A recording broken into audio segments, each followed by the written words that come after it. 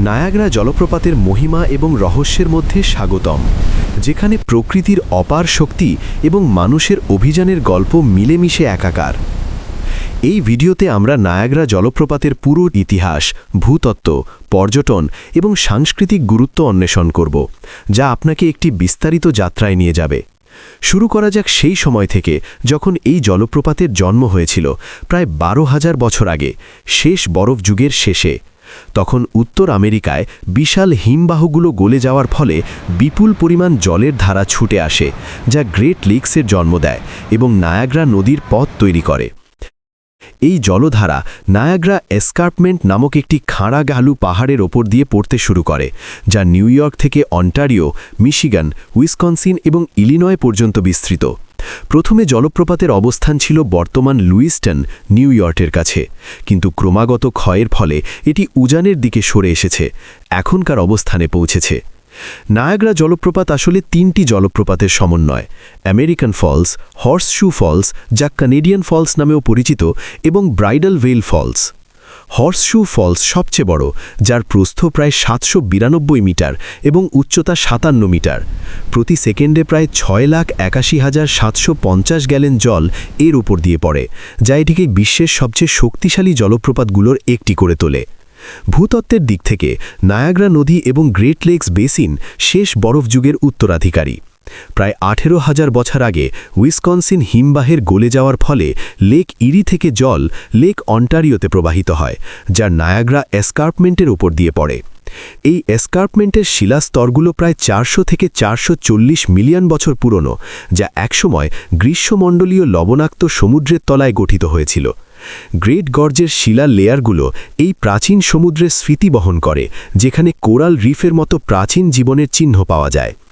প্রায় 4,500 বছর আগে যখন জলপ্রপাত এই অঞ্চলে পৌঁছায়, তখন এটি এই প্রাচীন শিলাগুলোকে উন্মোচিত করে।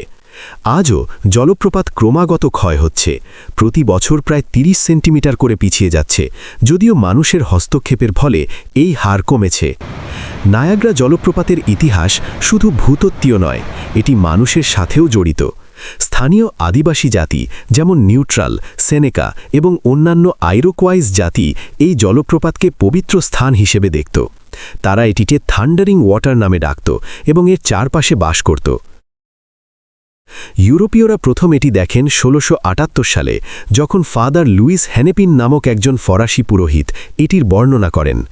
পরবর্তীকালে 19 শতকে এটি হানিমুনের জনপ্রিয় গন্তব্য হয়ে ওঠে এবং শিল্পায়নের সাথে এর জলশক্তি ব্যবহার করা শুরু হয়। 1895 সালে নিকোলা টেসলা এবং জর্জ ওয়েস্টিংহাউসের সহায়তায় বিশ্বের প্রথম বড় হাইড্রো ইলেকট্রিক পাওয়ার প্ল্যান্ট তৈরি হয় এখানে, যা নায়াগ্রাকে বিদ্যুতের কেন্দ্রবিন্দু করে তোলে। এই প্ল্যান্টগুলো আজও প্রায় 2.4 মিলিয়ন কিলোওয়াট বিদ্যুৎ উৎপাদন করে, যা কানাডা এবং যুক্তরাষ্ট্রের একটা বড় অংশকে সরবরাহ করে। কিন্তু এই শিল্পায়নের ফলে পরিবেশগত সমস্যাও দেখা যায়, যেমন লাভ ক্যানালের মতো দূষণকাণ্ড, যা পরিবেশ সচেতনতার একটি মাইল ফলক। 1969 সালে আমেরিকান ফলসকে সম্পূর্ণ বন্ধ করে দেওয়া হয়েছিল ক্ষয় অধ্যয়নের জন্য, যা একটি উন্নত ঘটনা। পর্যটনের দিক থেকে নায়াগ্রা প্রতি বছর কোটি কোটি দর্শককে আকর্ষণ করে। Made of the mist boat tour, যা জলপ্রপাতের কাছে নিয়ে যায়, অথবা কেভ অফ দ্য উইন্ডস, যা আপনাকে জলপ্রপাতের নিচে নেয়, এগুলো অভিজ্ঞতার অংশ। নায়াগ্রা পার্কস এবং নায়াগ্রা ফলস স্টেট পার্কে হাইকিং, সাইকেলিং এবং পিকনিকের সুযোগ রয়েছে। ডেয়ার ডেভিলদের গল্পও মজার। 1901 সালে অ্যানি অ্যাডসন টেইলর প্রথম ব্যারালে করে জলপ্রপাত অতিক্রম করেন এবং পরবর্তীকালে অনেকে টাইট রোপে হেঁটে বা অন্যান্য স্টান্ট করে চেষ্টা করেছেন, যদিও অনেকে প্রাণ হারিয়েছেন।